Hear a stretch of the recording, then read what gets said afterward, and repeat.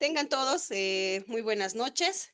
El día de hoy ya vamos a empezar con nuestro tercer módulo, que es mediación familiar y gestión de entornos.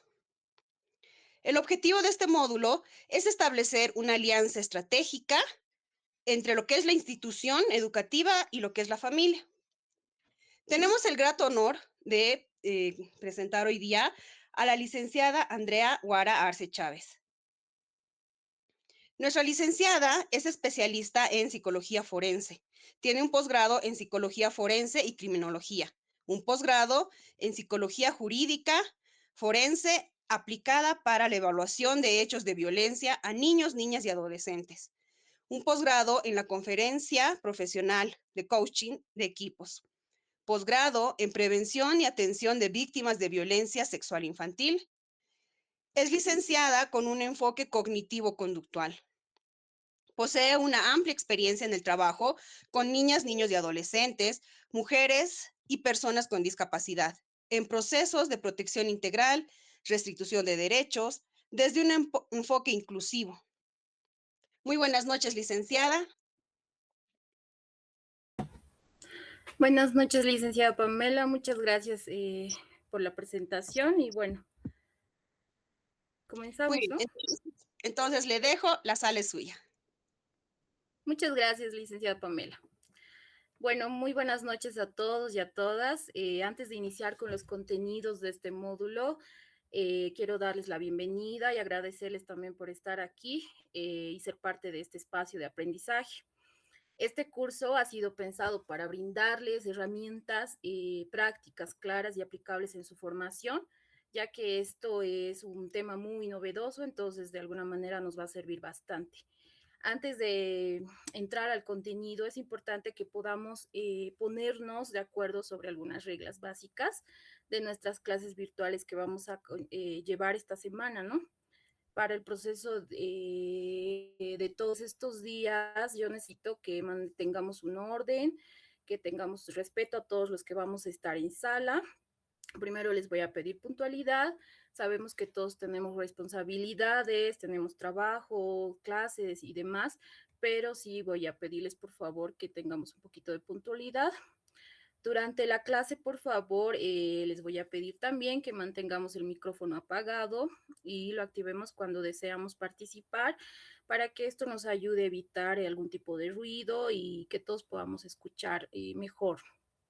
La participación es bienvenida de cada uno de ustedes y es muy valiosa. Pueden levantar la mano o escribir en el chat cuando tengan alguna duda respecto a algún tema que desarrollemos. Quiero aclararles también algo muy importante. Todo el contenido que iremos desarrollando durante toda esta semana está disponible en las diapositivas y en un documento Word que va a subir, se va a subir a la plataforma. Entonces, esto significa que no necesitamos copiar todo lo que vamos a hablar, ni se preocupen por perder ninguna información. La idea es que puedan escucharme y podamos reflexionar y participar respecto a todo el conocimiento que vamos a desarrollar en este módulo. Respecto a la formación de evaluación, en el módulo que vamos a llevar esta semana, la forma de evaluación va a ser la siguiente. Voy a proporcionarles un trabajo práctico, el cual se va a ponderar 40% de la nota final. Cada uno puede realizar una actividad aplicada. Yo les voy a dar las consignas. Por ejemplo, podemos hacer un ejercicio de observación, planificación o resolución de un caso práctico. Y el examen final va a tener una ponderación de 60 puntos y vamos a realizar tal vez un caso para analizar o va a ser algún tipo de opción múltiple. Eso ya les voy a hacer conocer a lo largo de estos días.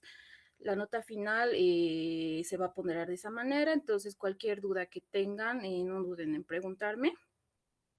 Si estamos de acuerdo hasta ahí, no tuvieran alguna duda, entonces vamos a comenzar con el módulo y el tema de hoy.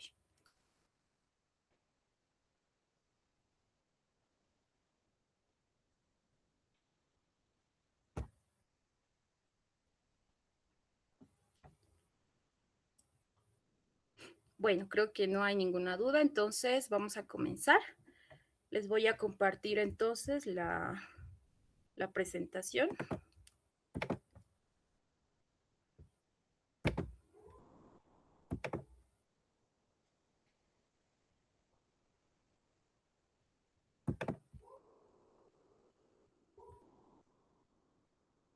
Les voy a pedir que me indiquen si es que se puede ver.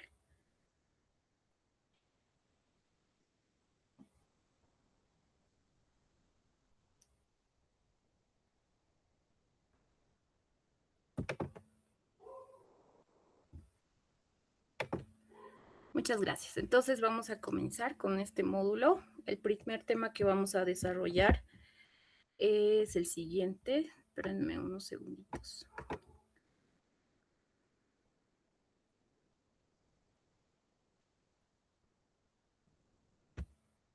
Ahora sí, como bien decía la licenciada Pamela, el módulo de esta semana es mediación familiar y gestión de entornos. Entonces, ya les ha dicho el objetivo principal de este módulo. Y el primer tema que nosotros vamos a desarrollar en esta sesión es conexión entre familia y escuela.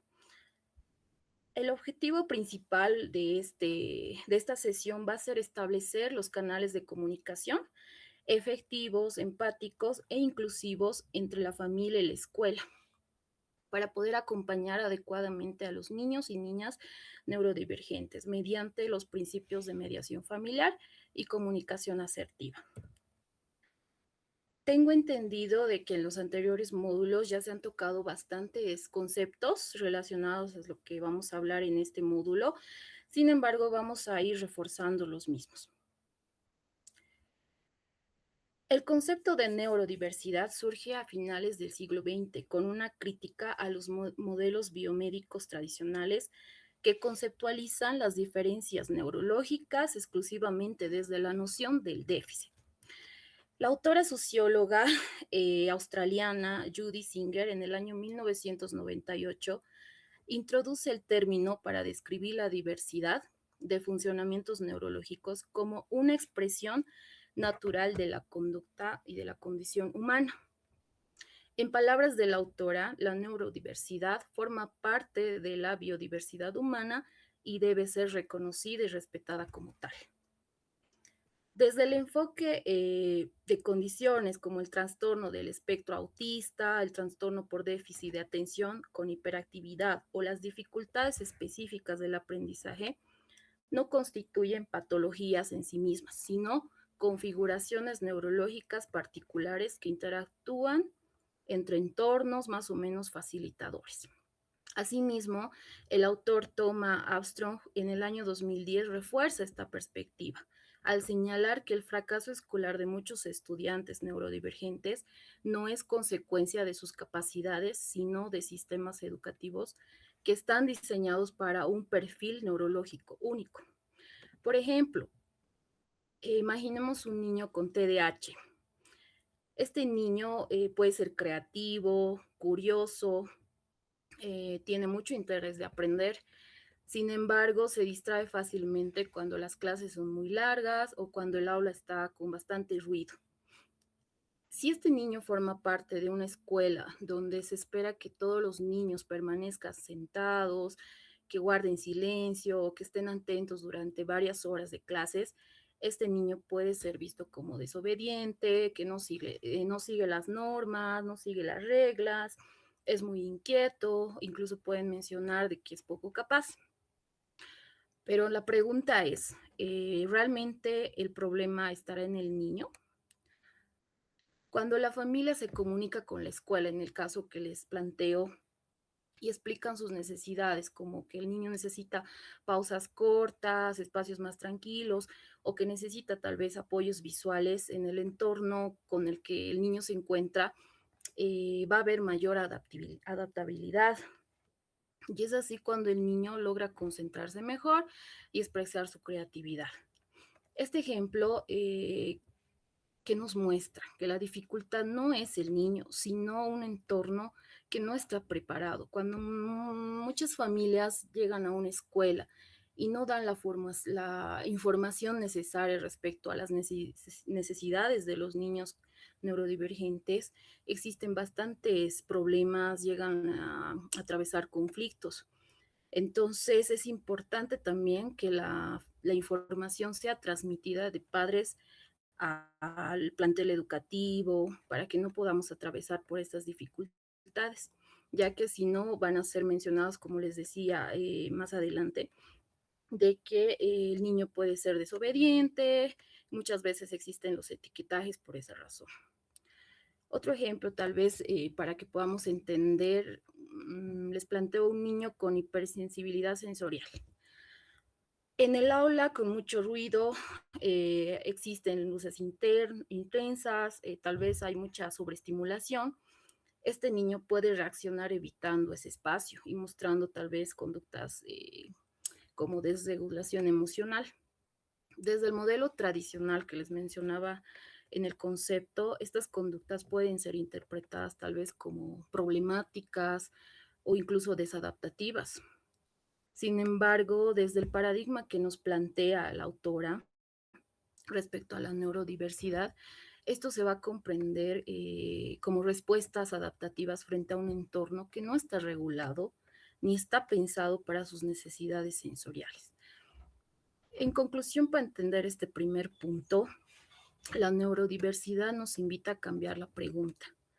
En lugar de preguntarnos qué le pasa a este niño, el niño es el problema, nos propone preguntarnos qué necesita este niño del entorno para poder aprender, para que se pueda desarrollar mejor, para que se pueda sentir incluido. Entonces, nos hace reflexionar que este cambio de mirada es bien fundamental para nosotros como tutoras y tutores para poder avanzar hacia las prácticas más educativas, sociales, empáticas, incluso de forma ética para poder tener una verdadera inclusión.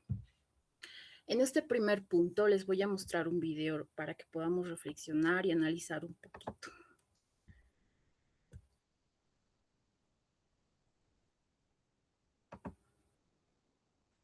Esperen un segundito, les voy a proyectar el video.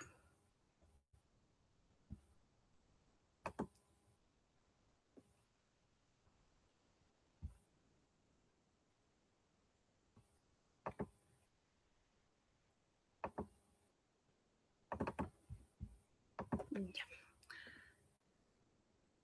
¿Me indican si se puede ver, por favor?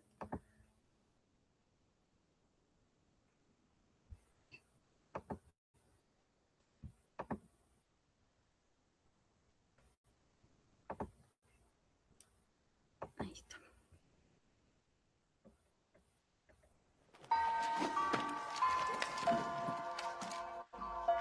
Los zapatos de Luis. Esta es mi nueva escuela. Y con la ayuda de mi maestra ahora me presentaré. Mi nombre es Luis. Tengo 8 años y medio.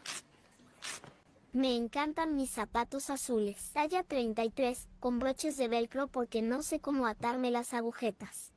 Antes de hacer cualquier cosa, siempre me quito los zapatos y los alineo con cuidado, en paralelo, justo a mi lado. De esa manera se desgastan 1.6 veces menos rápido. Lo más importante es que siempre están ahí para ayudar a pararme. El palacio mental de Luis. Eso es lo que pensé de todos modos.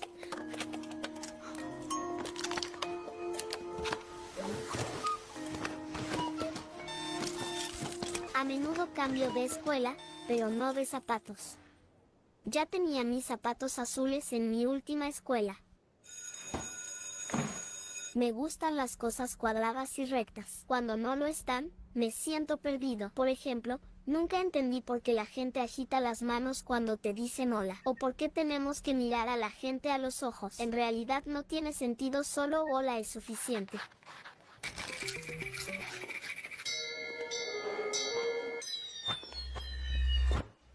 No sé mentir. Mi honestidad puede lastimar a algunas personas, pero no sé de qué otra manera expresarme. También tiendo a ser demasiado literal. Si me dices aquí vamos, es probable que me levante y me vaya. Mi madre dice que es solo una imagen, pero ella nunca me la ha mostrado.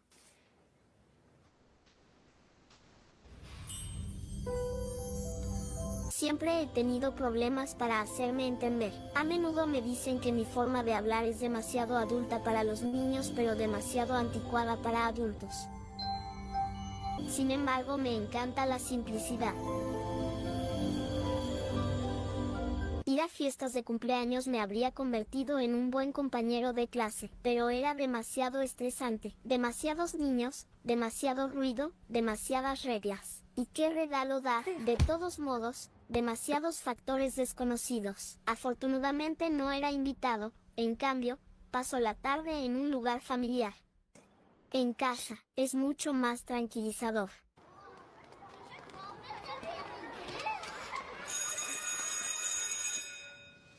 Nunca me aburro, puedes estar seguro de eso.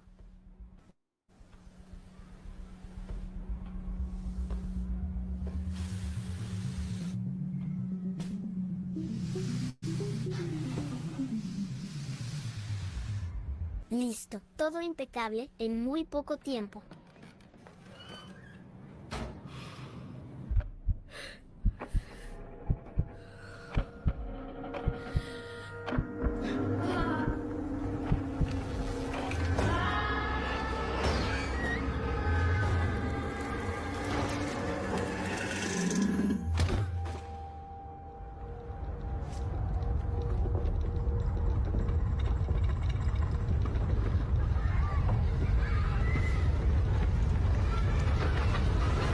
La gente a menudo me ha dicho que yo soy el problema. ¿Dónde están sus zapatos? ¿Dónde están sus zapatos? Transferiré de escuela a mi hijo.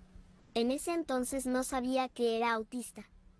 Pero ser diferente de otras personas no es más extraño que querer encajar en un molde. Los moldes están bien, pero solo para hacer waffles. Usar zapatos con broches de velcro en lugar de agujetas. ¿Qué diferencia hace? Mientras nos sintamos bien en ellos.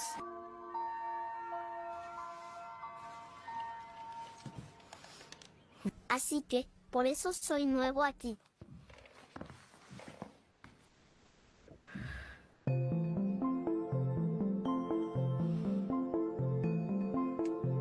Bienvenido.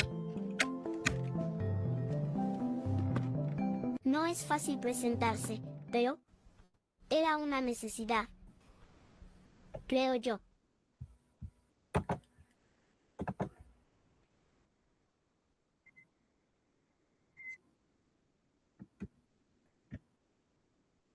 Bueno, ya les he proyectado ese video. No sé si alguien quiere comentar al respecto.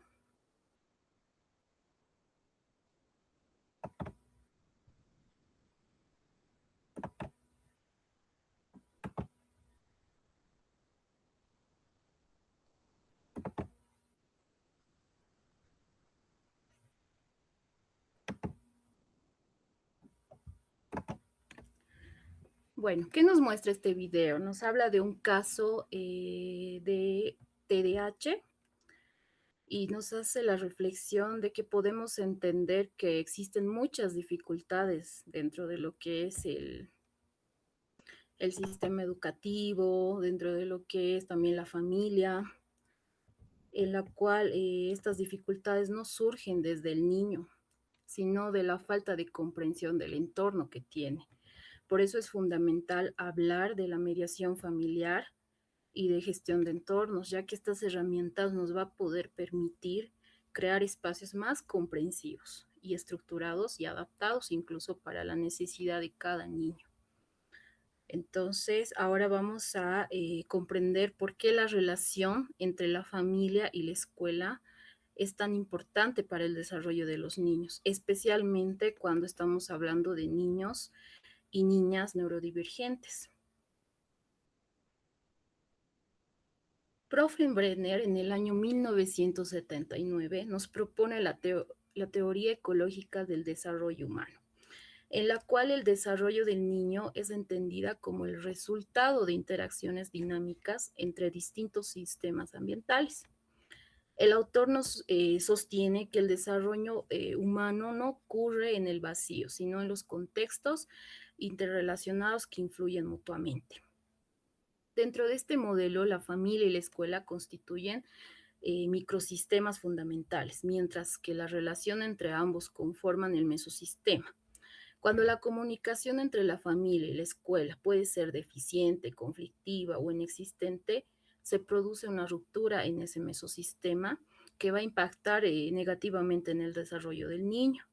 Esta situación resulta especialmente crítica en el caso de niños neurodivergentes, quienes suelen depender de mayor medida del acompañamiento, de la coherencia y la previsibilidad de los entornos.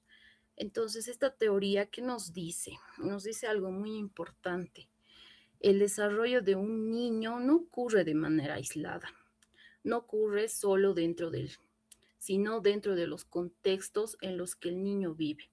También nos explica que el niño se desarrolla a partir de las interacciones constantes que tiene en sus entornos, con distintos sistemas que lo rodean, y estos sistemas están conectados entre sí. También nos habla esta teoría que la familia es un microsistema, porque no es un espacio aislado, es un espacio el cual es muy cercano y significativo para el niño. Pero la escuela también es un microsistema, ya que allí el niño pasa la gran parte del tiempo, aprende normas, vínculos, habilidades, pero lo más, perdón, ¿alguien quería preguntar algo?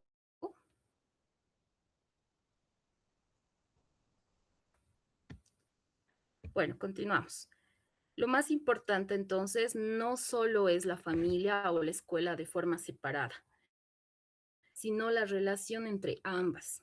Este autor nos habla de esta teoría y nos muestra la relación que existe entre los mesosistemas que conlleva el entorno de un niño. Cuando la familia y la escuela se comunican, se coordinan y trabajan juntas, tienen mayor alianza, el mesosistema se fortalece. Pero cuando no hay comunicación, cuando hay conflictos, cuando cada uno actúa por su lado, el mesosistema se va a debilitar. Y esto tiene consecuencias que van a ser directamente en el desarrollo emocional, conductual e incluso académico del niño. Esto es mucho más delicado cuando hablamos de niños neurodivergentes, como los niños que presentan tal vez autismo, TDAH u otras condiciones, porque ellos suelen, lógicamente, necesitar mayor acompañamiento. Para poder entender mejor lo que les estoy explicando, vamos a imaginar una niña con autismo. Esta niña, por ejemplo, en su casa, la familia ha aprendido a organizar rutinas claras. Usan pictogramas, respetan tiempos de descanso, aplican estrategias de autorregulación emocional. Sin embargo, en su escuela, los docentes desconocen estas estrategias, desconocen las necesidades de esta niña y aplican el modelo uniforme, tal vez muy académico, con las normas internas que conlleva seguir en cada unidad educativa, sin adaptaciones, sin apoyo.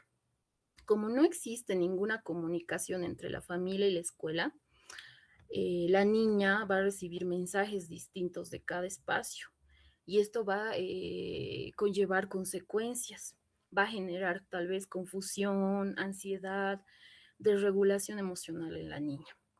Y eso no va a ser porque la niña no quiera aprender, porque no pueda aprender, sino porque los entornos no están alineados.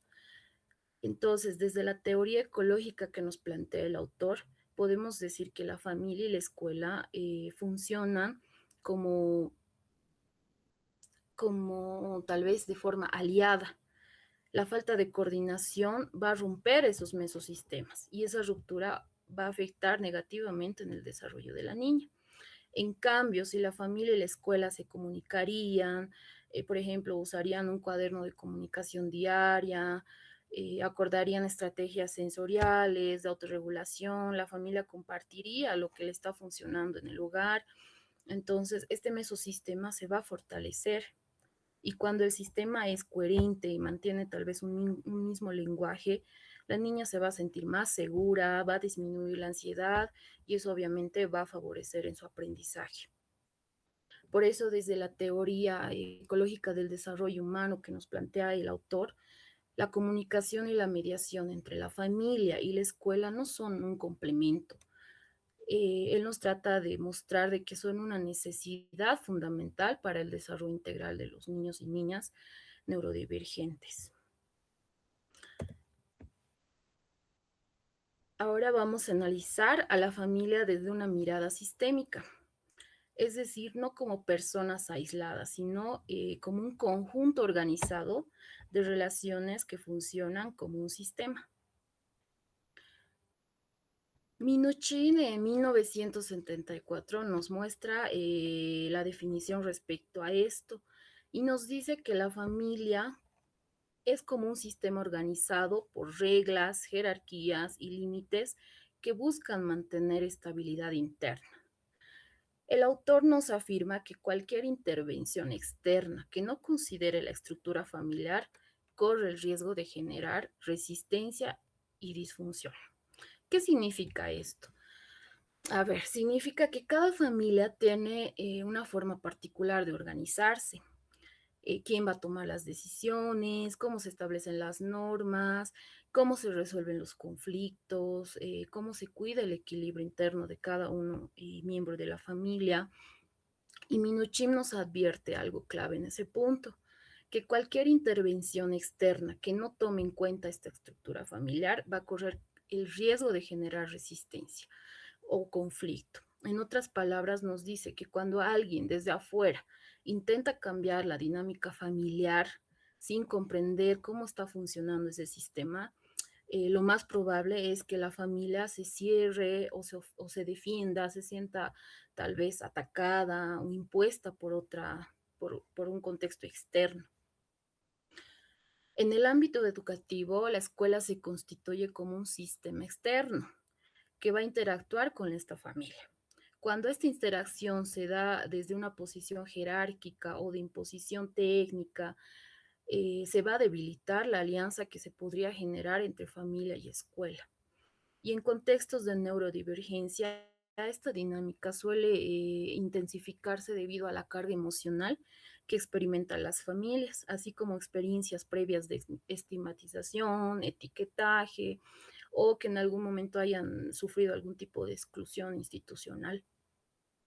Entonces nos dice este punto que cuando esta interacción se da desde una posición jerárquica, por ejemplo, desde la imposición técnica que la escuela sabe y la familia debe obedecer o debe seguir la normativa interna que se propone, se va a debilitar la alianza entre la familia y la escuela. Y en lugar de cooperación vamos a generar tensión. Esta situación se vuelve aún más compleja cuando hay contexto de neurodivergencia.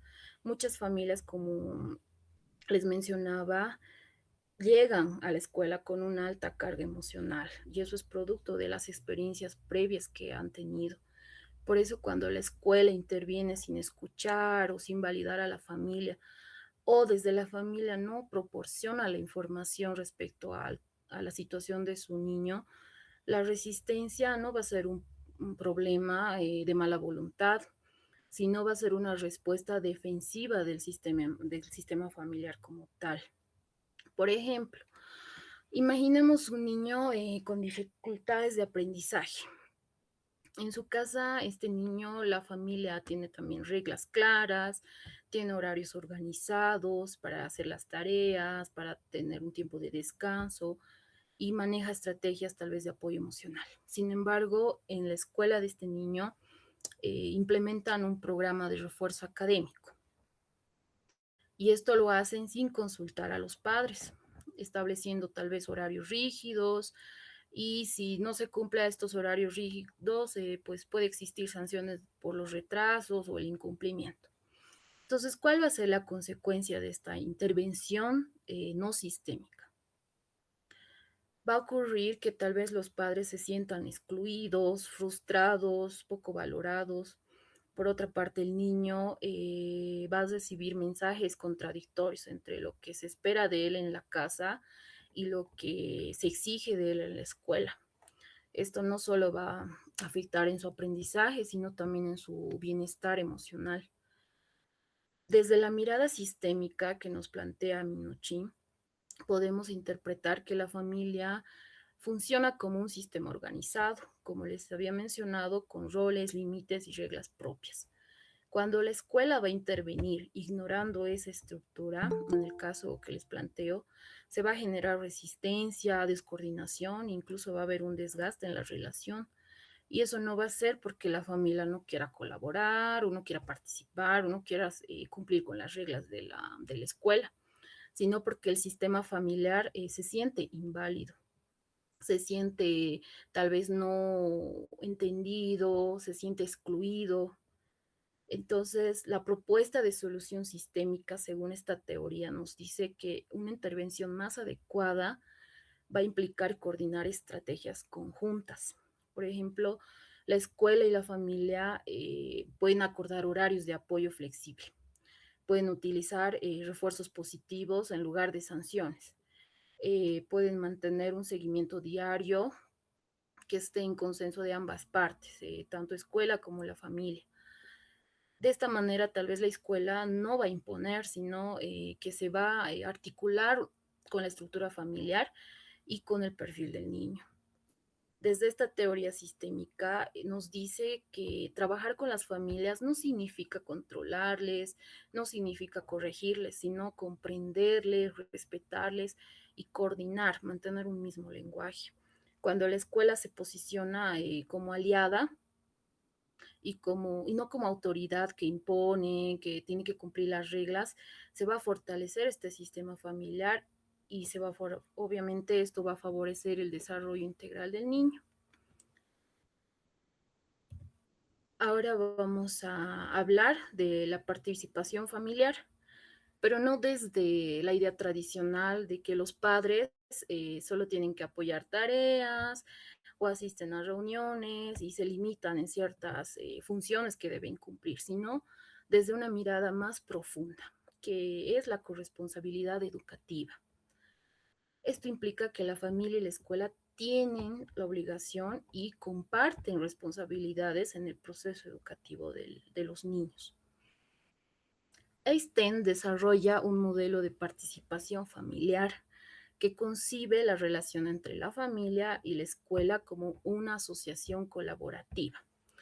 Esto va orientado al bienestar del estudiante. La autora nos dice que cuando las familias y las escuelas trabajan juntas, los estudiantes tienen mayores posibilidades de éxito académico y socioemocional. En este caso de los niños neurodivergentes, la participación familiar adquiere un carácter aún más relevante, ya que las familias poseen un conocimiento profundo del perfil sensorial, emocional, conductual que tiene el niño. La exclusión de la familia en la toma de decisiones educativas no solo va a vulnerar este saber, sino que refuerza relaciones de poder asimétricas que van a dificultar esa mediación. Entonces, esto nos muestra que la participación familiar no es un favor que la familia le hace a la escuela, ni una concesión tal vez que la escuela le otorga a la familia, sino una alianza. En el caso de niños neurodivergentes, la participación familiar es todavía más relevante, como les menciono. ¿Por qué? Porque ellos son quienes conocen profundamente las necesidades del niño. Saben qué lo regula, qué los desregula, cómo responde a ciertos estímulos, o qué estrategias han funcionado en la casa, cuáles no funcionan. Entonces, cuando la escuela va a excluir a la familia de la toma de decisiones, no solo va a perder esa información valiosa, sino que se va a reforzar la relación tal vez de desigualdad. Pero necesitamos tomar en cuenta esto. ¿Por qué? Porque es una forma de mediación y trabajo conjunto. Por ejemplo, vamos a imaginar un niño con autismo. Sus padres de este niño saben que el niño se sobresalta, tal vez saben que le molesta ciertos sonidos, necesita rutinas tal vez predecibles para sentirse seguro, porque eso ya han visto en el hogar. Sin embargo, en la escuela, en el caso de este niño, tal vez deciden implementar un programa de integración y no le consultan esto a la familia. Y sin realizar estas adaptaciones sensoriales que el niño necesita y en la casa le proporcionan, esto va a generar consecuencias en el niño, incluso en la familia. El niño se puede estresar más, se va a desregular, van a aparecer tal vez conductas que la escuela va a interpretar como problemáticas, va a generar conflictos entre los padres y los docentes. Y finalmente esto puede que disminuya la efectividad del proceso educativo del niño. Y esto no va a ser porque la familia no quiera colaborar o porque los profesores tal vez tampoco quieren colaborar, sino porque tal vez la familia no ha sido incluida en ese programa y de alguna manera no ha habido esa comunicación. Entonces, la solución desde la corresponsabilidad, ¿cuál sería? Desde este enfoque que nos plantea Einstein, la solución no va a ser señalar culpables, buscar culpables, sino va a ser construir esa corresponsabilidad. La familia y la escuela, por ende, tienen que coordinar estas estrategias conjuntas. Pueden coordinar horarios flexibles, uso de apoyos, apoyos visuales, o qué es lo que el niño requiere, qué les ha servido a la familia para que también eso se pueda implementar en el aula. Pueden hacer uso de un registro diario de estos avances, tal vez de las dificultades que este niño tiene. Y ahí mostramos de que los padres van a participar activamente en la planificación de estas tareas y también en el seguimiento de las conductas que el niño va a ir manifestando. Y la escuela, por su parte, va a reconocer y respetar el conocimiento que la familia tiene sobre el niño y que les ha proporcionado para poder trabajar de manera conjunta. Entonces, desde este enfoque de corresponsabilidad, el impacto va a ser muy positivo, porque cuando la relación se vuelve asociativa, colaborativa, se fortalece la confianza entre ambas instancias. El niño va a recibir mensajes coherentes entre la casa, la escuela y obviamente el niño va a sentir más seguridad, va a aumentar sus posibilidades de desarrollarse emocionalmente en su entorno socioemocional y demás. La participación familiar entonces es entendida como corresponsabilidad y esto no va a debilitar pues la autoridad de la escuela, al contrario va a fortalecer porque cuando la escuela y la familia trabajan de manera conjunta, lógicamente el principal beneficiado va a ser el niño.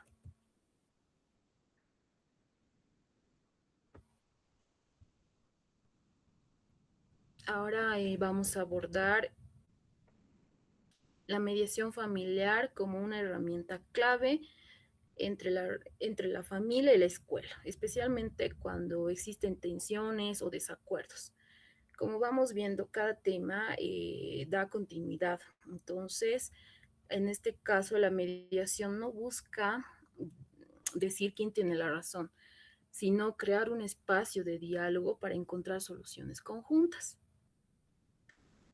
La mediación familiar está definida por Folger y Taylor, quienes mencionan que es un proceso en el cual un tercero neutral facilita la comunicación entre las partes para que éstas puedan alcanzar acuerdos mutuamente satisfactorios. A diferencia de otros mecanismos como resolución de conflictos, la mediación se centra en el diálogo, la voluntariedad y la corresponsabilidad, lo que hablábamos hace un momento. ¿Esto qué significa? Que el mediador no impone decisiones, no va a sancionar y tampoco va a tomar partido. El mediador va a intervenir de otra manera. Su rol principal va a ser facilitar el diálogo. En este caso, nosotros como tutores y tutoras tenemos que cumplir ese rol. A diferencia de otros mecanismos, como dice la de la mediación sobre los tal vez de imponer decisiones o sanciones, eso va a generar tal vez rechazo de la familia, rechazo de la unidad educativa, rechazo incluso del mismo niño. Entonces es importante tomar en cuenta el diálogo, la voluntariedad y la corresponsabilidad. Las partes siempre van a participar porque quieren resolver el conflicto y obviamente son corresponsables de los acuerdos que van a construir. En contextos educativos y de la neurodivergencia, la mediación no se va a limitar a resolver las disputas puntuales, sino que cumple una función estructural. ¿Qué se necesita? Reconstruir la confianza entre la familia y la escuela, traducir lenguajes técnicos a lenguajes simples, entendibles y proteger el interés superior del niño. Esto va a ser muy fundamental como mediadores para poder tener un mejor resultado. Haynes en el año 2004 también nos señala que la mediación efectiva no impone soluciones, sino crea las condiciones para que las partes construyan esto conjuntamente. Muchas veces la familia y la escuela hablan desde lugares muy distintos, tienen lenguajes distintos, la mediación nos va a ayudar a tener puentes entre ambas instancias. Y lo que nos dice el autor es especialmente importante porque cuando se trabaja con niños neurodivergentes, las soluciones deben ser personalizadas y consensuadas entre ambas instancias. No pueden ser de manera independiente. Por ejemplo, imaginemos un niño con TDAH. La familia y los docentes de este niño tal vez tienen posturas diferentes sobre cómo manejar las conductas destructivas. Los padres prefieren tal vez dar refuerzos positivos, pausas cortas dentro de la casa, mientras que la escuela va a aplicar tal vez sanciones estrictas por las malas conductas. Con el tiempo, la relación se va a ir volviendo tensa entre ambas instancias y obviamente la comunicación se va a volver conflictiva y el foco deja de centrarse en el niño. Cada parte va a empezar a defender su posición. Y aquí es donde entra la mediación. Aquí es el rol importante de las y los tutores, de poder mediar de forma neutral, como organizar tal vez reuniones estructuradas, que ambas partes puedan expresar sus puntos de vista sin ser juzgados. El mediador va a ayudar a identificar las necesidades reales que tiene el niño y va a poder traducir las preocupaciones a cada parte. A partir de este diálogo se van a poder tal vez acordar estrategias conjuntas como rutinas adaptativas, pausas sensoriales, refuerzos positivos en el aula, seguimientos diarios por parte de la familia. Estos acuerdos no tienen que ser impuestos. El mediador debe construir entre ambas instancias estos acuerdos. Y a través de la mediación, ¿qué es lo que va a generar? Se va a construir la confianza, la cooperación entre la familia y la escuela, se va a respetar el conocimiento de los padres que tienen sobre el niño, de qué es lo que ellos aplican dentro del hogar para que el niño pueda estar tal vez más tranquilo y sobre todo se va a mejorar la experiencia educativa del niño, se va a reducir el estrés, los conflictos. Entonces la mediación familiar no solamente es una herramienta para cuando existen crisis, sino una estrategia preventiva que va a fortalecer esta alianza entre la familia y la escuela. Es importante entonces el rol del mediador para que pueda existir esa alianza, se pueda fortalecer esa alianza y obviamente esto va a mejorar cuando se trabaje de manera conjunta. Ahora en este punto vamos a profundizar el enfoque que es clave para el trabajo con familias. Este enfoque está centrado en la familia.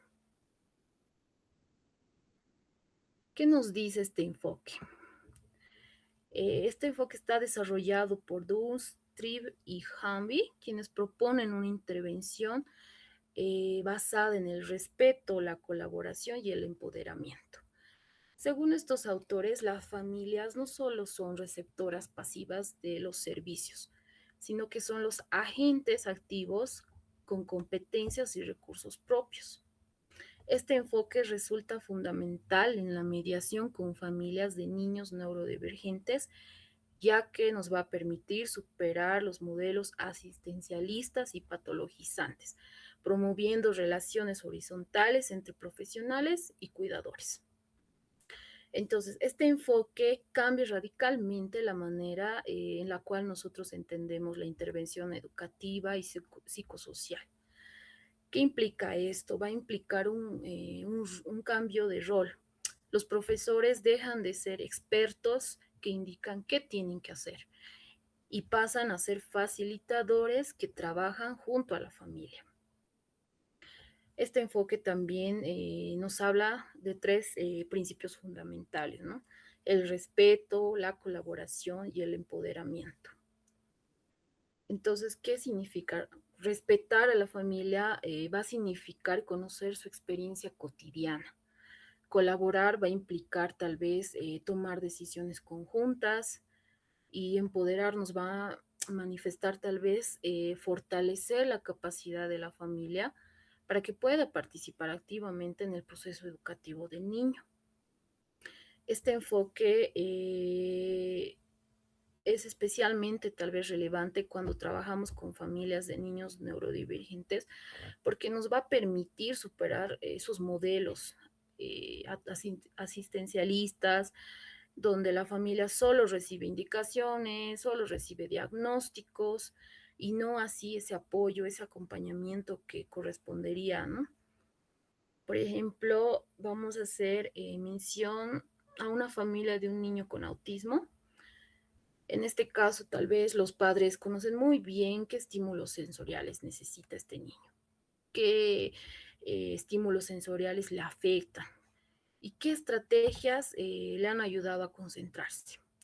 Ellos ya conocen eso. Sin embargo, en la escuela donde el niño asiste, tal vez el programa de apoyo es más académico, sin incluir, como les decía, a la familia o tal vez a la información de los padres. Entonces, al aplicar este enfoque centrado en la familia, los docentes tienen que cambiar la forma de intervención. Esto invita a que los padres sean más participativos, que participen de forma activa, que escuchen las sugerencias sobre las rutinas, los apoyos visuales que los niños necesitan, estrategias de regulación. Esto va a establecer también un seguimiento diario sobre los avances del niño y esto va a ser obviamente en coordinación con la familia. De esta manera, los padres van a dejar de ser receptores pasivos y se van a convertir en socios activos del proceso de aprendizaje de sus hijos. Su conocimiento deja de ser visto tal vez como informal y va a pasar a ser un recurso valioso, porque la información que ellos tienen de alguna manera es muy valiosa para nosotros como tutores y tutoras. Entonces, ¿qué se va a lograr? Vamos a lograr tal vez de que se fortalezca la colaboración entre familia y escuela, que se genere coherencia entre las estrategias que se van a intervenir, que aumente la efectividad educativa, que el niño esté mejor, el bienestar del niño sobre todo. El enfoque centrado en la familia entonces nos recuerda que no se trata de trabajar para las familias, sino con las familias. Entonces es importante el enfoque centrado en la familia porque vamos a poder sensibilizar tanto a lo que es el entorno familiar como el entorno educativo. Cuando la familia es reconocida como aliada en el proceso del niño, el desarrollo del niño obviamente se va a potencializar.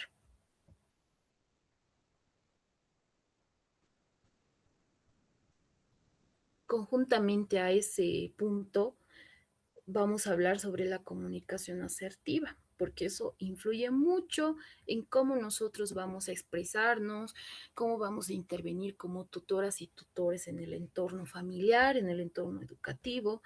Entonces, la comunicación asertiva y la comunicación no violenta, que ahora les voy a mencionar también, nos va a dar esas herramientas. Albert Emmons en 1970 nos define la comunicación asertiva como la capacidad de expresar sentimientos y pensamientos y derechos de manera directa, honesta y apropiada respetando a los demás. En el ámbito educativo, la ausencia de comunicación asertiva suele derivar de estilos pasivos o agresivos que van a deteriorar la relación con las familias. Entonces, ser asertivo no es ser agresivo, pero tampoco es quedarse callado. Al contrario, es poder decir lo que pasa, tal vez lo que sentimos, sin atacar ni desvalorizar al otro. Muchas veces pensamos que estamos actuando de esa manera, pero nuestra comunicación tal vez no puede ser asertiva y estamos siendo agresivos. Cuando no usamos la comunicación asertiva, solemos caer en dos estilos que dañan la relación con las familias.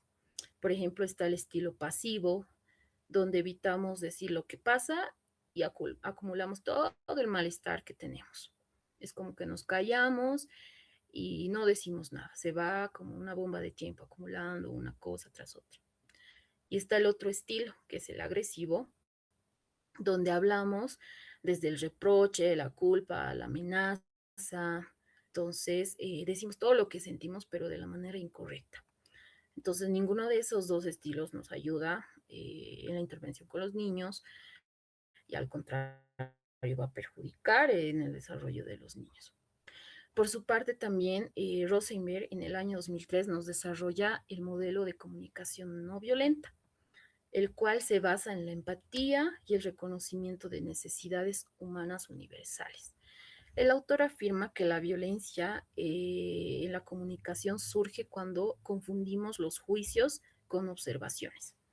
La comunicación no violenta nos permite desactivar conflictos y facilitar procesos de mediación orientados a la cooperación.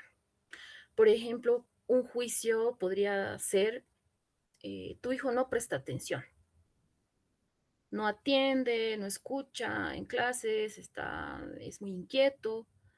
Y una observación tal vez positiva sería, he notado que durante las actividades largas, Juan se distrae después de 20 minutos. Se mueve de un asiento a otro. Entonces ahí el juicio va a generar defensa, pero la observación va a abrir un diálogo.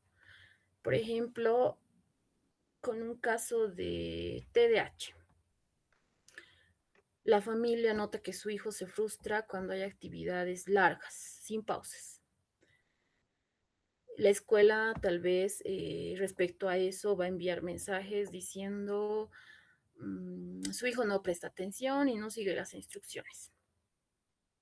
Este tipo de mensaje no explica el contexto ni las necesidades que tiene el niño. Entonces la familia, ¿qué va a sentir? Se va a sentir atacada y va a responder tal vez con reproches o defensas. Entonces la relación empieza a tensarse, se tensa entre ambas instancias y el problema va a ir empeorando. Pero cuando cambiamos la situación usando la comunicación asertiva y no violenta, podemos decir tal vez, en vez de lo que hace un momento mencioné, que la escuela dijo sobre el niño, podemos decir ahora, hemos notado que durante las actividades que duran de más de 20 minutos, Juan se distrae, se estresa. Nos gustaría tal vez coordinar estrategias para apoyarlo. Podemos trabajar juntos en esto, podríamos hablarlo de esa manera tal vez con la familia. La familia obviamente nos va a responder quizás, sí, también a nosotros nos preocupa que Juan se sienta frustrado y en la casa usamos pausas cortas, usamos estas estrategias, apoyos visuales y nos está funcionando. Entonces, esto podemos aplicar también en la escuela, yo les puedo proporcionar esta información, entonces existe una comunicación asertiva. ¿Y qué se va a lograr con esta comunicación asertiva y no violenta? Se va a evitar confrontaciones, se va a priorizar el bienestar del niño, se va a fortalecer la cooperación entre ambas instancias, que es la familia y la escuela. Entonces, la comunicación asertiva y la comunicación no violenta no eliminan los problemas como tal, pero sí van a evitar tal vez de que se conviertan ya en conflictos que tal vez van a empeorar la situación entre ambas partes. Cuando hablamos desde la observación, la empatía, las necesidades que tiene el niño, abrimos esa puerta a soluciones compartidas. Entonces, eso es lo que nos dice la comunicación asertiva, que vamos a poder generar un buen diálogo entre ambas partes para poder tener mejores resultados sin acudir tal vez a palabras despectivas o a etiquetajes, que muchas veces eso genera tal vez en el entorno familiar y educativo, y eso genera conflictos, el cual después no podemos encontrar una solución y nos vemos atacados. Creemos que la familia tal vez cree que el niño está siendo tal vez excluido, discriminado, o la escuela tal vez piensa que los familiares, los papás en este caso están siendo muy imponentes. Entonces no hay esa comunicación la cual se pueda trabajar para llegar a un mismo objetivo, que en este caso va a ser la prioridad del niño.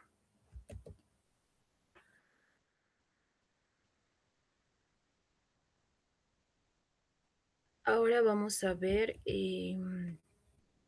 vamos a trabajar con una herramienta práctica, pero antes quisiera saber si tienen alguna duda hasta ahí, alguna pregunta.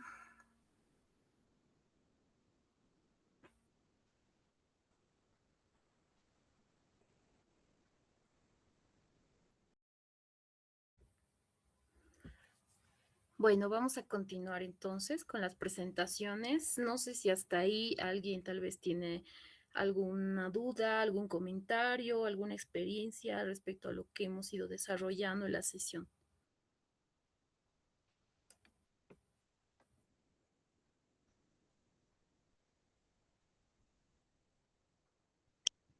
Licen, buenas Dígame, noches, le ¿sí? habla Zulema. Buenas noches, Eh, Zulema. Solamente, ¿no? Tal vez como para, para poder tal vez no hacer recuerdo, ¿no? Y tomar muy bien en cuenta de que en la formación de nuestros niños, el contexto, y que el contexto está formada por el hogar primeramente, es muy importante para todo tipo en todo tipo de aspecto, ¿no? En la parte cognitiva, afectiva. Entonces es muy importante y a nosotros muchas veces como maestras eso hace, ¿no? Que si hay una buena relación en la familia, si hay el hogar, la familia es quien apoya y muchas veces, ¿no? Antes de entrar en la escuela, la familia forma, forma. Entonces, si hay eso, ¿no? Esa preocupación de la familia por apoyarlo al niño, los resultados se van a ir viendo, ¿no? En su aprendizaje. Entonces es muy fundamental esto de tomar muy bien en cuenta a la familia. Exacto, Zulema, muchas gracias por tu aportación. Y evidentemente es muy importante tomar en cuenta esta alianza de la familia y la unidad educativa, porque muchas veces las familias, por un lado, no aceptan tal vez esta situación respecto a sus hijos, y muchas veces no informan a la unidad educativa las necesidades que tiene, o de qué forma se tiene que trabajar, o cuál es tal vez el diagnóstico que tienen los niños. Y por otro lado también está que ellos ya vienen con esa carga emocional de tal vez que han tenido una mala experiencia, porque muchas veces en el aula los han etiquetado, o tal vez ha habido discriminación. Entonces es muy importante también la información, lo que les decía, la corresponsabilidad, porque también la familia forma un papel importante en lo que es el desarrollo de los niños y niñas. Entonces, como decía Zulema, es muy fundamental tomar este punto, ¿no? ¿Alguien más tal vez quisiera preguntar o participar? Y si no, vamos a continuar con la presentación. Licenciada, buenas noches. Sí, el año pasado, licenciada, o sea, como experiencia, no le cuento, era un niño de primero que era hiperactivo. Según la mamá, es hiperactivo, todo. Se le ha aconsejado a la mamá ir a CEREFE para ver en qué grado está, algo así. Entonces, la profesora me llamaba cada, o sea, se puede decir día por medio, y me decía que lo lleve a directo caso, se salía del curso. Se le ha recomendado a la mamá ir y lo que la mamá vino después de una semana y nos dice, no, mi hijo es solamente hiperactivo, que la profesora no le hace caso y constantemente le echaba la culpa a la profesora. Hacía todo lo que el niño decía la mamá. Entonces, no quería aceptar la mamá, o sea, desde mi punto de vista, no quería aceptar la mamá que el niño necesita, digamos, más apoyo por parte de la familia. Y lo que la mamá decía es que necesitaba una tutora o una maestra sombra. Entonces, se le decía, si necesita eso, tráigame, le vamos a apoyar. No, la mamá se enojaba y a la final que el niño al final ha abandonado clases, ya no le traía a la mamá y este año ya no lo he inscrito, supongo que lo ha cambiado de escuela. Le comento esa experiencia, licenciada. Muchas gracias, Catalina. Bueno, igual en esa experiencia que nos compartes, lastimosamente, como les decía, a veces la familia no acepta este tipo de situaciones y no trabaja de manera conjunta en las necesidades que tiene el niño. Muchas veces existen esos casos y obviamente no es problema el niño, sino la familia tal vez de alguna manera no está asimilando esa situación, por un lado, ¿no? Pero es importante que la familia de alguna manera acepte y pueda recibir ese acompañamiento. Por ejemplo, aquí hablamos de la tutoría. Entonces, las tutoras, ¿qué rol van a cumplir en este punto? Es, como les decía, mediar, sensibilizar. A veces tampoco podemos sobrepasarnos nuestras facultades, porque el hecho de que seamos tutoras y tengamos tal vez la formación en este tipo de población, no podemos decir, dar diagnósticos, no podemos dar diagnósticos, no podemos dar terapia, pero ya nos vamos dando cuenta, identificando ciertos indicadores o características de esta población, entonces ahí nuestro rol es tal vez sensibilizar a la familia, indicar que necesita el apoyo, necesita que esta información sea compartida con la escuela para que pueda recibir este apoyo el niño, porque si no se actúa de esa manera, entonces, ¿qué es lo que pasa? Lo que nos decías, ¿no? De que optan por cambiarlo de colegio o tal vez optan por ya no llevarlos. Ha habido casos en los cuales yo desde la Defensoría de la Niñez he podido apreciar de que lo sacan del colegio y nos llegaban las denuncias de por falta tal vez de vulnerar el derecho a la educación porque el niño ya no asistía a clases.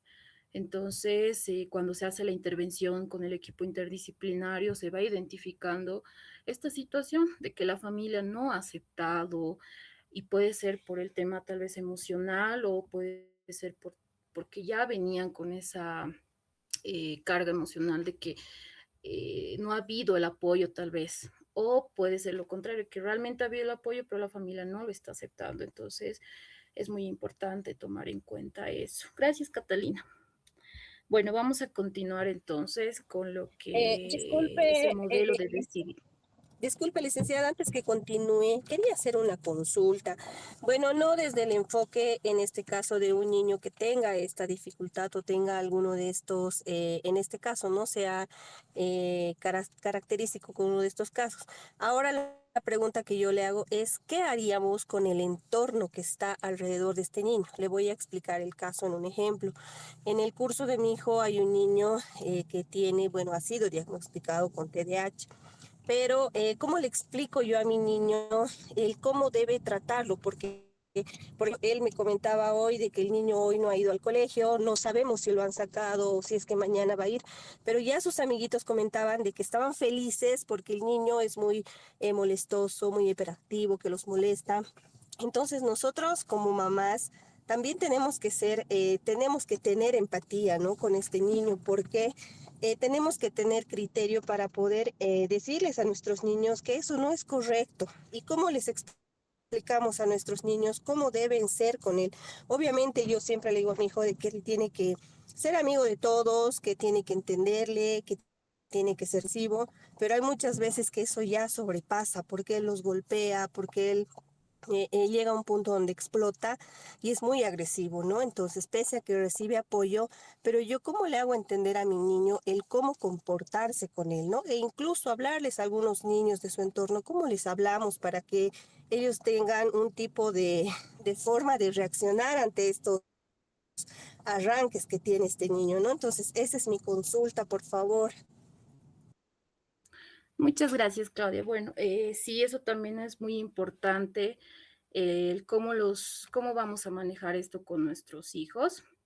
Por ejemplo, podemos decirle a nuestros hijos, hijito, en tu curso hay un niño que a veces se mueve mucho, habla sin pensar o se enoja rápido.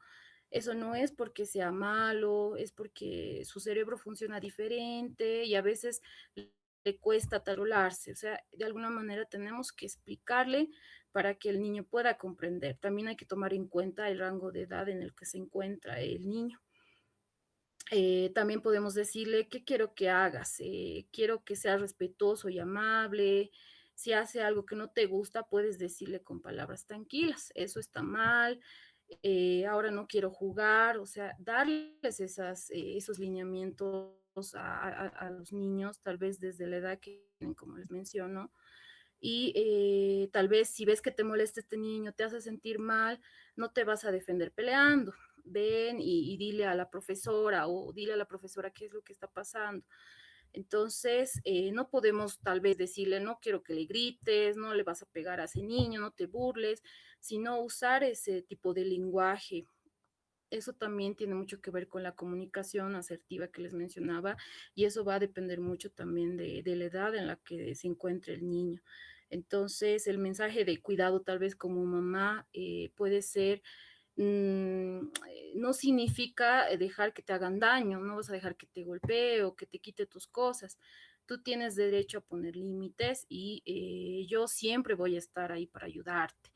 Tratar de manejar ese tipo tal vez de frases cortas para que el niño pueda entender de que de alguna manera es el comportamiento que el niño tenga sin la necesidad de que lo excluya o de que reaccione tal vez defendiéndose y demás.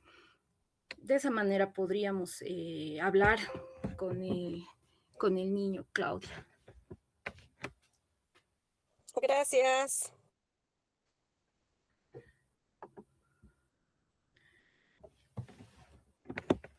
Bueno, vamos a continuar con el modelo decidir, que también está planteado, como hace rato les mencionaba, el autor Rosenberg. Este modelo es una herramienta de comunicación asertiva y mediación escolar. Está adaptada para fortalecer la relación entre la familia y la escuela, especialmente con niños neurodivergentes. Se basa en principios de mediación familiar y comunicación asertiva, resolución colaborativa de conflictos, integrando aspectos de Rosenberg, quien es el autor que nos proporciona este modelo, y está enfocado también en el modelo de Einstein, que es la participación familiar. Aunque no existe un autor único formalmente reconocido para esta versión, que es el modelo de decidir en entornos educativos, este ha sido utilizado por profesionales en educación inclusiva y mediación escolar como una guía práctica para coordinar estrategias entre la familia y la escuela. Este modelo de decidir tiene 7 pasos secuenciales. Integra principios de la comunicación no verbal y la participación familiar. Ahora les muestro.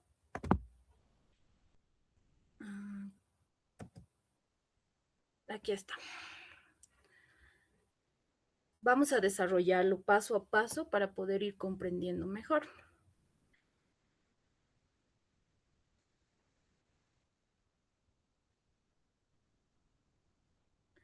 Ya. Describir la situación sin juicio es el primer paso que nos describe el autor y esto ocurre sin juzgar. ¿Qué quiere decir? O sea, el niño es, por ejemplo, desobediente. Si no he observado que durante las actividades largas este niño se levanta de su asiento, es muy inquieto, no sigue las reglas, entonces nosotros vamos a verlo de una manera tal vez para juzgarlo, etiquetarlo. Tenemos que describir sin juicio y hay que evitar que la familia se sienta atacada. Expresar preocupación compartida.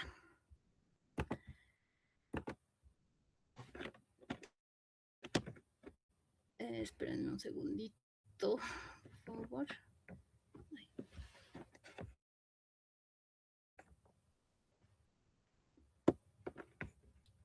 Expresar preocupación compartida. En este punto, el expresar la preocupación,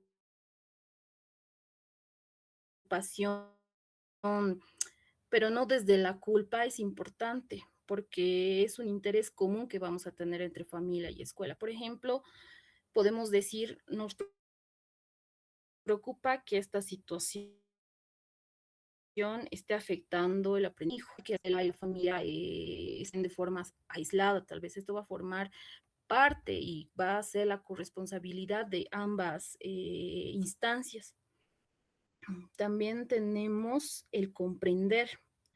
La perspectiva familiar es bien importante en este punto, porque escuchar a la familia nos va a poder ayudar y nos va a poder proporcionar que nos preguntemos cómo le ven ustedes en casa, cómo se encuentra el niño en casa, qué estrategias han funcionado.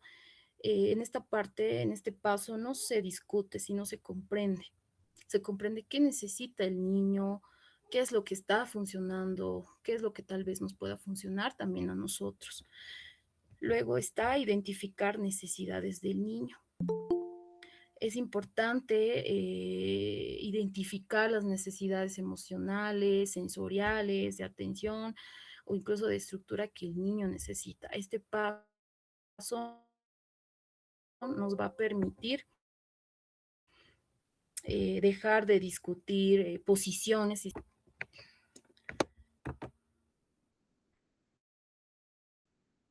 También está el paso de dialogar sobre los ajustes posibles. Por ejemplo, en este paso se dialoga y no se impone. La escuela y la familia proponen ajustes. Puede haber pausas, el niño necesita pausas, apoyos visuales, cambio de rutina, tal vez necesita refuerzos positivos. En este punto se va a buscar soluciones realistas y compartidas.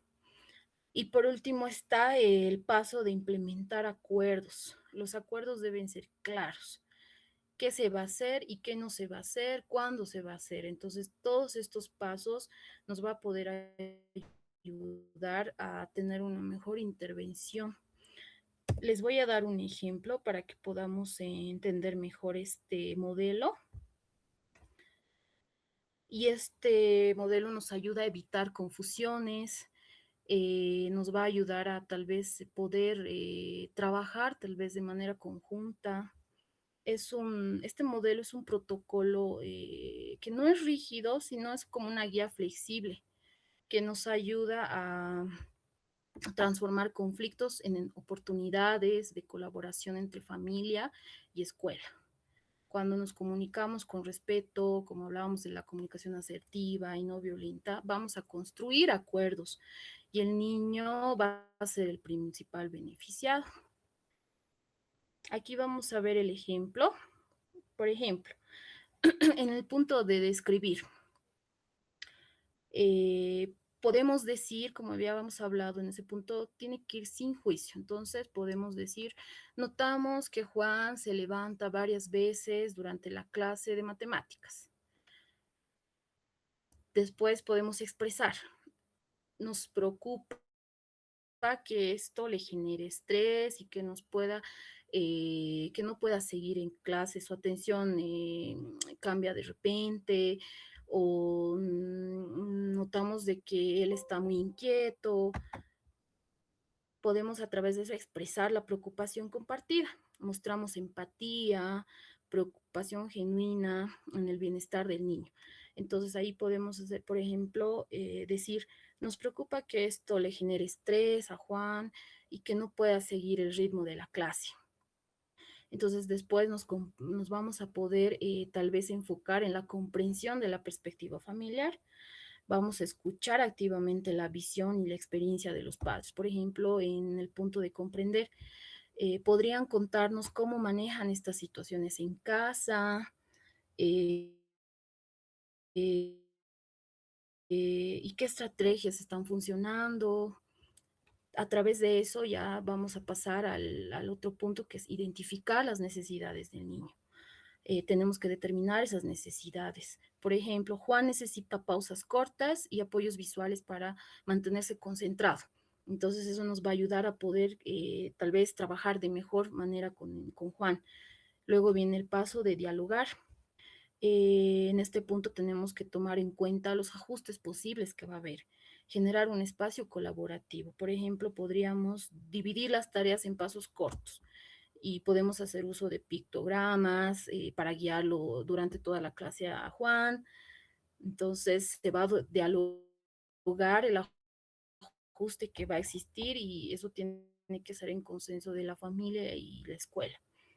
Podemos implementar acuerdos a través de los anteriores puntos, poner en práctica las estrategias que va a existir entre la familia y la escuela. Por ejemplo, a partir de mañana vamos a aplicar las pautas de 15 minutos y usaremos los pictogramas. Entonces vamos a implementar acuerdos entre ambos. Y al final tenemos que revisar y reforzar eso, evaluar periódicamente qué efectividad está teniendo estos ajustes, qué estrategias han funcionado. Por ejemplo, nos vamos a reunir cada semana para poder revisar cómo nos va con los avances de Juan, qué tenemos que ajustar, qué cosas están funcionando o no están funcionando.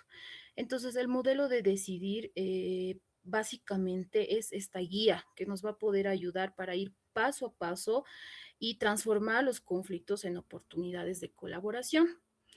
Cuando nos comunicamos, como les decía, tal vez de forma respetuosa, la familia va a poder proporcionar esa información valiosa que necesitamos y también la familia va a poder sentirse apoyada, acompañada en el proceso.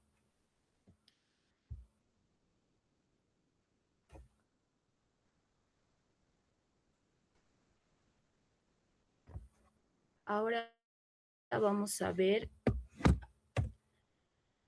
la neurodivergencia y las funciones ejecutivas.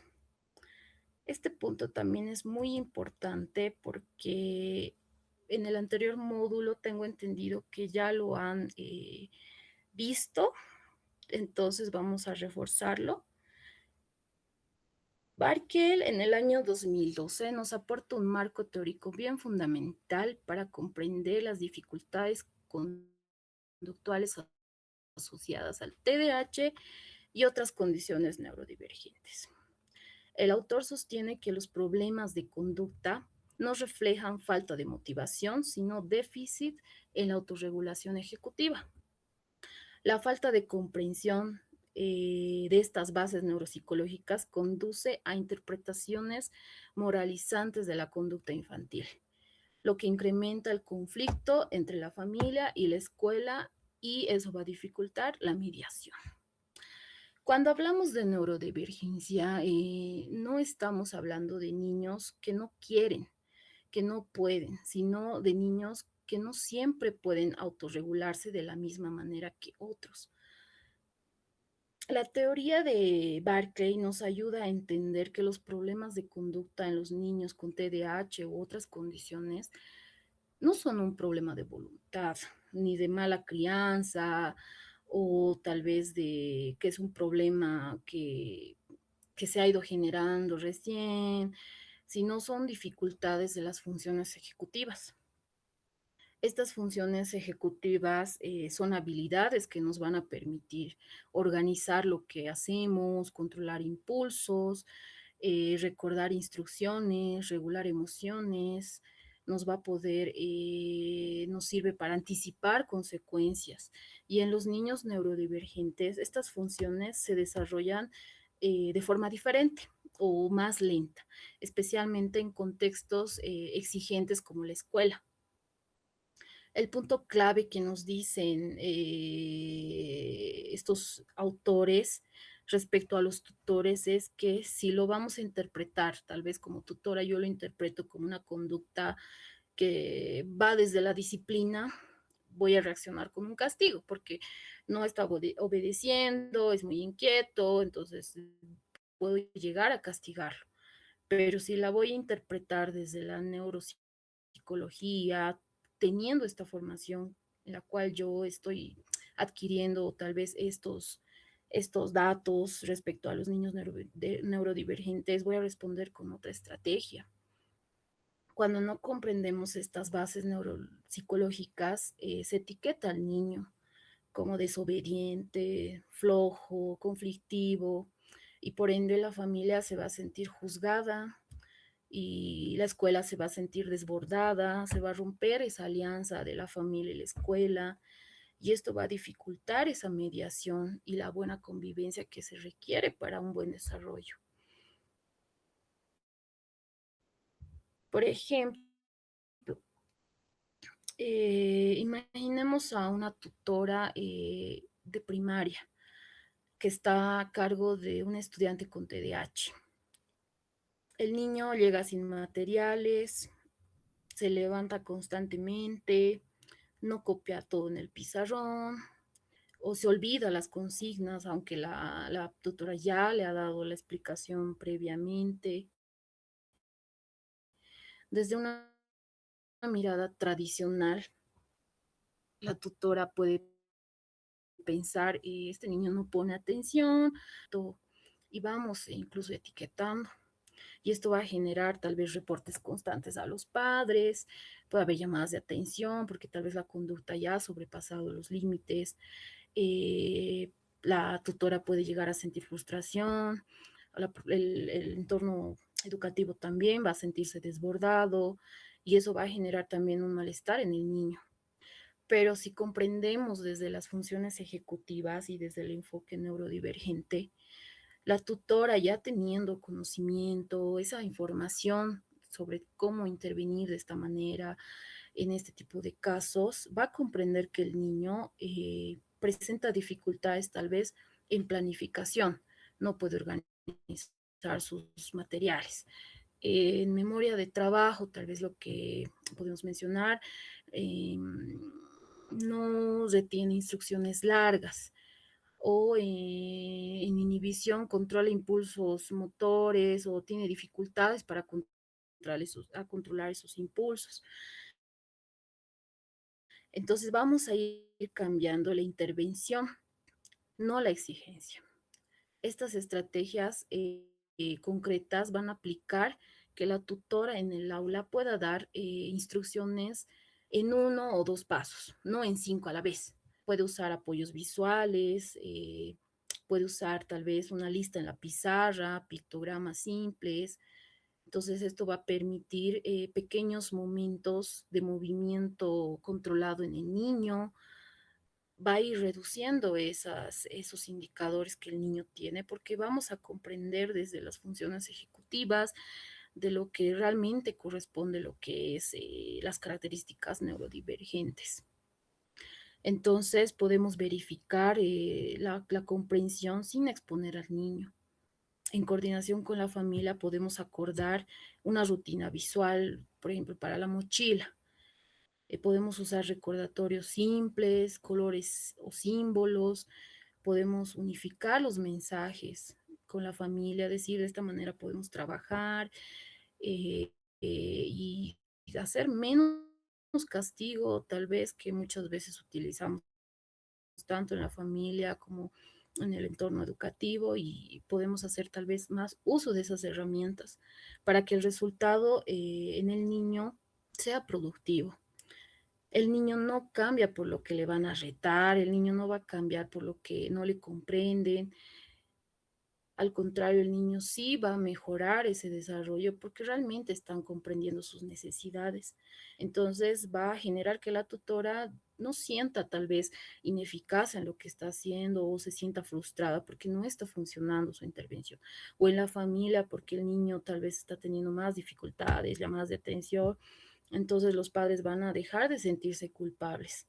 La comunicación va a mejorar, se va a reducir el conflicto y se va a fortalecer esa mediación.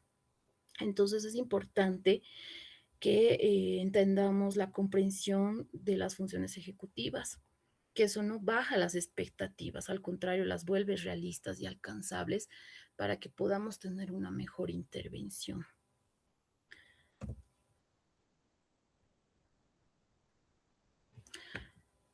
En este punto vamos a hablar de cómo crear entornos educativos inclusivos, no adaptando al niño al sistema, sino adaptando el sistema a la neurodiversidad de los niños. Aquí entra el diseño universal para el aprendizaje, conocido como el DUA. Este diseño está propuesto por Rose y Meyer en el año 2002, quienes plantean que los entornos educativos deben diseñarse. Los autores señalan que la discapacidad emerge cuando los entornos son flexibles, no cuando los estudiantes son diversos. Este enfoque refuerza la necesidad de gestionar entornos educativos que se adaptan a los perfiles neurodivergentes, reduciendo la necesidad de intervenciones correctivas posteriores. ¿Qué quiere decir esto? ¿Y qué nos plantean estos autores? Nos indican una idea clave, que la dificultad no está en el estudiante, sino en los entornos que son rígidos. Cuando el entorno es inflexible o es excluyente, el desarrollo del niño no va a poder ser tal vez de manera óptima. Cuando es flexible, lo va a incluir al niño y su desarrollo va a ser tal vez mejor, va a poder sentirse incluido a este entorno. Entonces el DUA parte de reconocer que todos los estudiantes aprenden de diferente manera. Es una misma forma tal vez de explicar que dentro del aula puede haber niños con TDAH, dislexia, autismo y también niños tal vez sin diagnóstico que aprenden a ritmos distintos. Y el DUA no se diseña para solo un tipo de estudiante, sino para la diversidad, pero tomando en cuenta desde el inicio. ¿Qué significa gestionar este entorno inclusivo según el DUA? Nos dice que debemos gestionar un entorno inclusivo tomando en cuenta la planificación y considerando la diversidad. Entonces, no podemos esperar a que aparezca la dificultad para recién adaptarnos. Esto reduce la necesidad de intervención posterior a lo que nosotros vamos a realizar. Por ejemplo, a ver, veamos un caso o imaginemos una clase de matemáticas. En el aula hay un niño con TDAH y una niña con dislexia. La docente puede hacer uso de un método tal vez de explicación oral y ejercicios escritos. Las consecuencias de este entorno no inclusivo van a ocasionar tal vez que los niños se frustren, que el otro niño no logre participar activamente, que no atiendan lo que la profesora tal vez está explicando, y eso no va a ser porque no puedan o no quieran aprender, sino porque el entorno no está adaptado a sus necesidades. Y puede ser porque la maestra tal vez no tiene conocimiento de que estos niños tienen estas dificultades o puede que no está adaptada a poder intervenir con este tipo de población. Si aplicamos el diseño DUA, ¿qué es lo que va a suceder? Por ejemplo, podemos ver que la docente puede ofrecer múltiples formas de representar el contenido. Puede hacer uso de diagramas, videos cortos, explicaciones orales y puede hacer uso de material escrito con tal vez tipografía legible. También va a permitir que los estudiantes demuestren lo aprendido de distintas maneras. Algunos pueden resolver ejercicios por escrito, otros pueden explicar de forma oral, otros pueden pueden usar apoyos visuales. Entonces la docente va a organizar las actividades en grupos pequeños y va a incluir esas pausas, refuerzos positivos, tiempos flexibles, tomando en cuenta a todos los niños. Estas estrategias van a hacer que esté adaptado a cada uno de los niños. Y el resultado de esto va a ser que podamos tal vez lograr mayor participación activa, menos exclusión, que reduzcan los conflictos, las frustraciones, y va a lograr tal vez que se fortalezca un entorno inclusivo que respeta la diversidad neurológica. Este diseño nos invita a cambiar esa pregunta. En vez de preguntarnos qué le pasa al niño o el niño es el problema, o qué necesita este niño, nos proporciona y nos invita a preguntarnos qué necesita el entorno para incluir a este niño. Y cuando el entorno cambia, el aprendizaje se va a volver más posible para todos. Entonces es importante gestionar esto para que los niños se sientan incluidos y no solamente los niños, también la familia.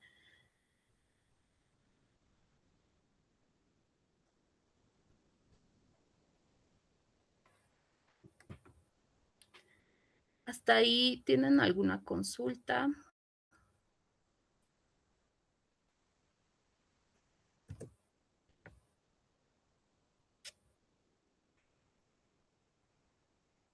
Bueno, entonces para ir ya concluyendo la sesión de hoy, vamos a tocar también un punto muy importante desde el contexto boliviano, la educación inclusiva y la mediación familiar, como es visto desde nuestro contexto. Es importante hacer mención de esto. En el Estado boliviano sabemos que contamos con la ley Avelino Siñani, la cual nos establece que la educación debe ser inclusiva, intercultural y comunitaria. Este marco normativo reconoce la diversidad como un valor y prohíbe toda forma de discriminación en el sistema educativo.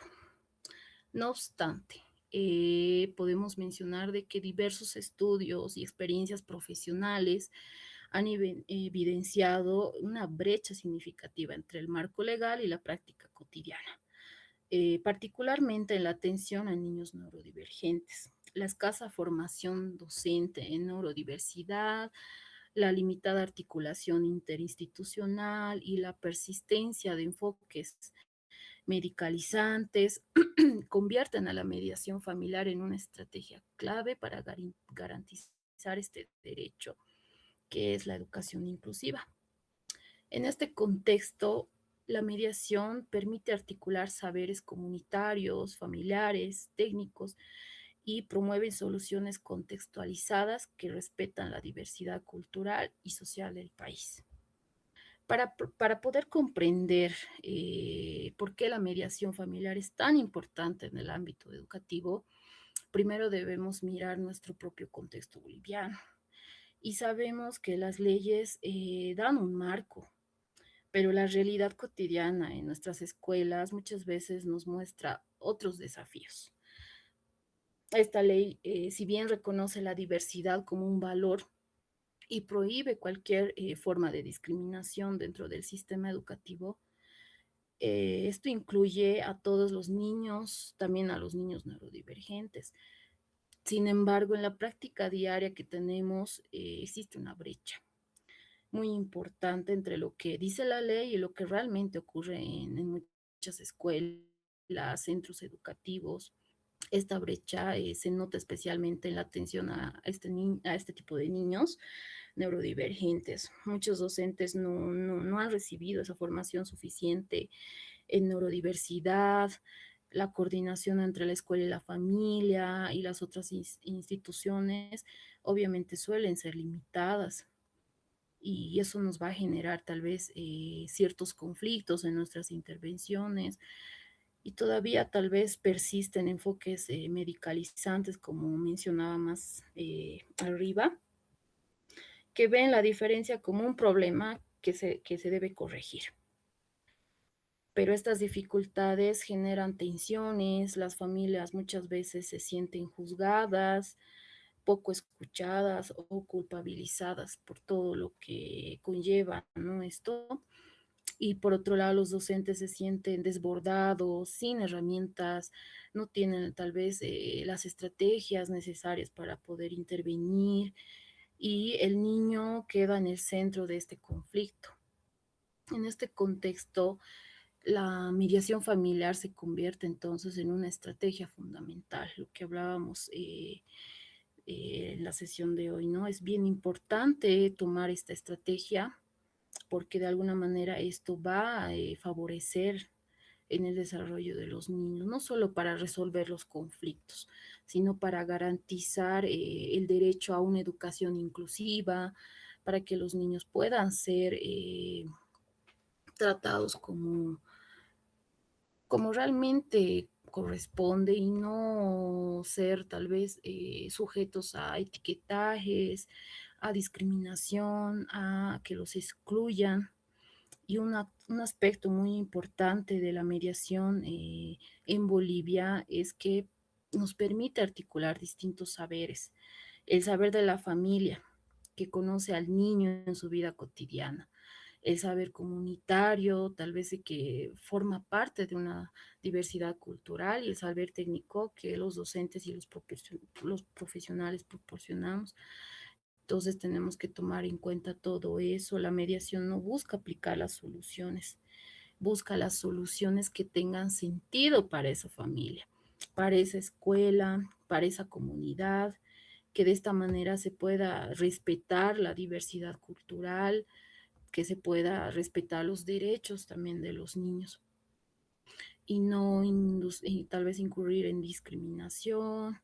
Entonces, la mediación familiar es una herramienta concreta para cerrar la brecha entre la ley y la realidad, poniendo siempre en el centro el bienestar del niño. Lastimosamente, en muchas unidades educativas, como les decía, centros educativos, existe esa brecha, ya sea por falta de información, por falta de capacitación. Muchas veces, como les había mencionado, hay casos en que la familia no informa las necesidades que tiene el niño y o puede pasar de que la unidad educativa, al tener conocimiento, omite cierta información. Muchas veces se da porque tal vez es el tema de falta de personal, falta de capacitaciones, falta de recursos, tal vez de falta de bastantes tal vez factores que van a influir en no poder hacer una buena intervención respecto a lo que es trabajar con esta población de niños neurodivergentes. Entonces, no sé si tienen alguna pregunta, algún comentario, tal vez alguna experiencia que alguien nos quiera compartir.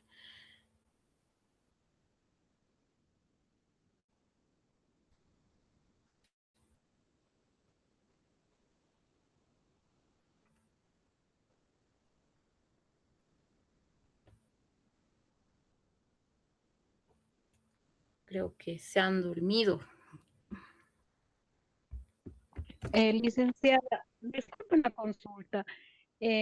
Los niños autistas tienen que tener la maestra sombra que llaman, porque le comento que esta mañana justo hay una alumna que tiene autismo, que estaba en kinder, ahora pasó a primero de primaria y salieron al recreo, o sea, sale ya con todo el nivel primario.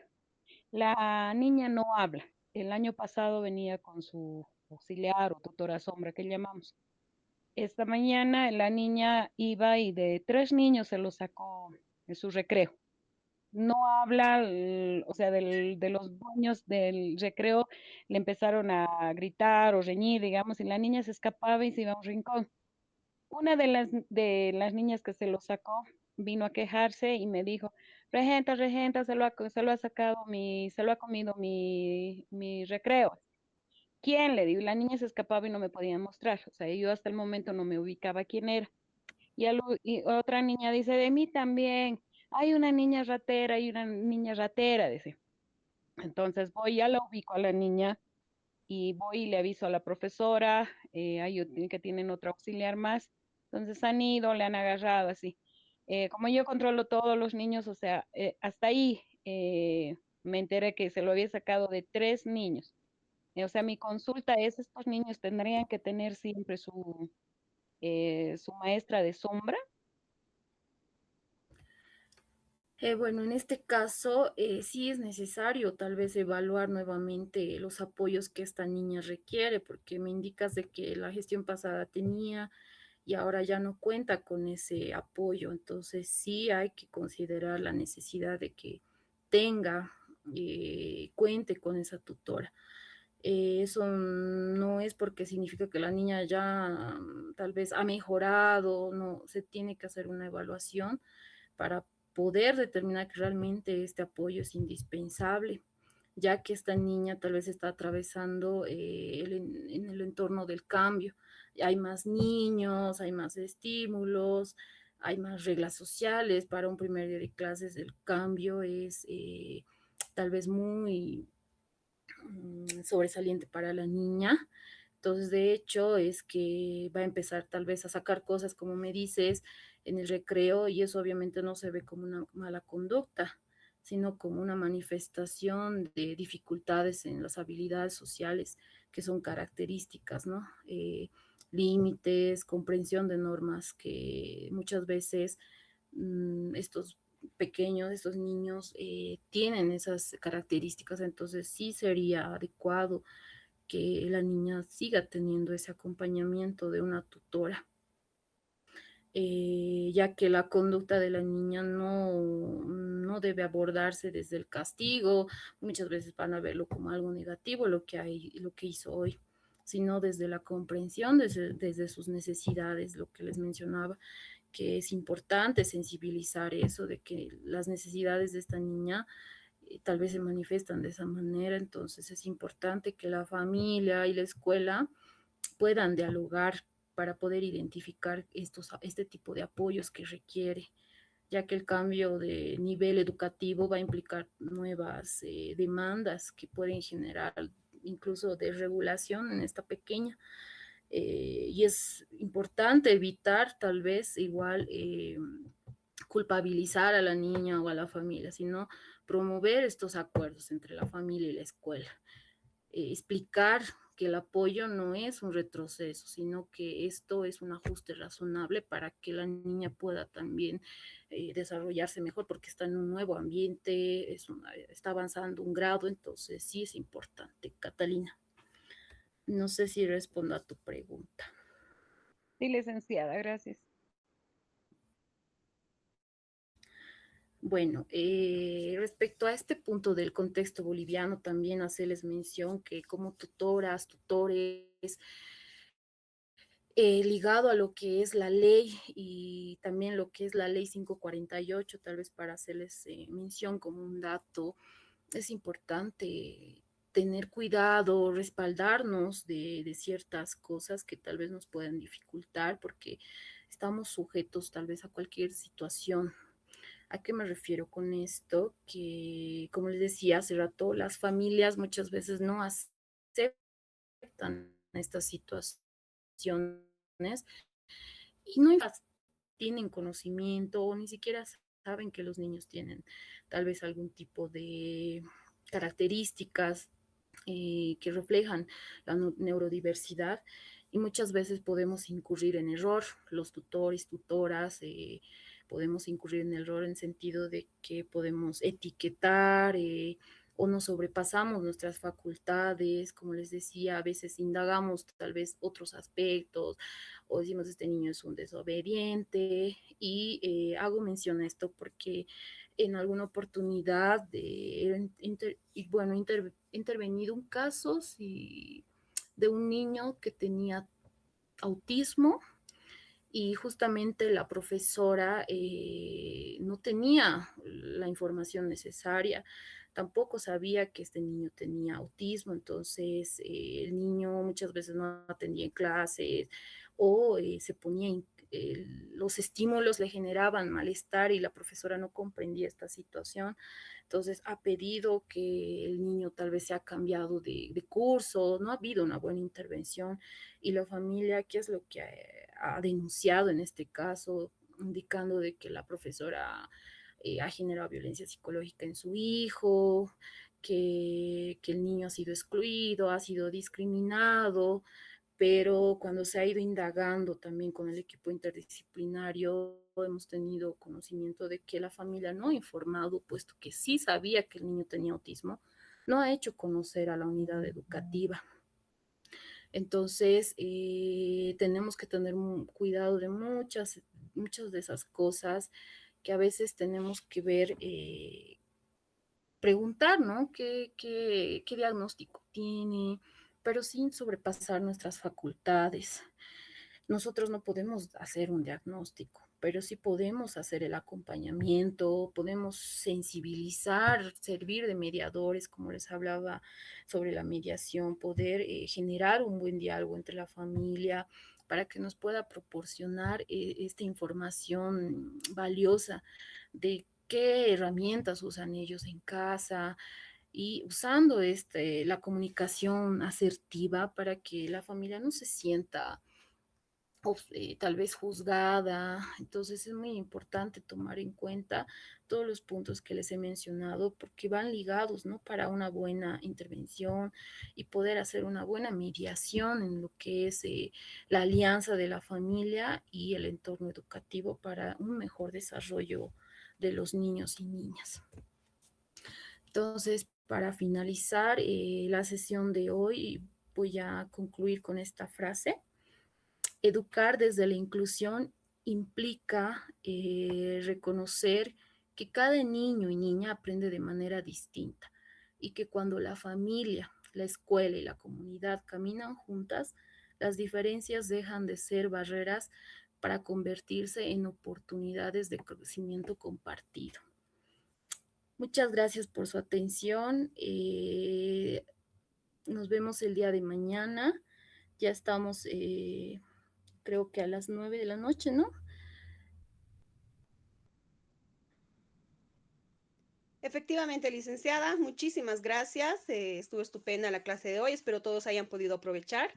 Y nuevamente, muchas gracias. Y a todos, estén atentos. Mañana ya seguimos con esta clase. Y recuerden que todos los módulos están, ¿no? Correlacionados. Entonces no pueden perderse. De todas formas, ya están las clases grabadas y se las va a subir al grupo.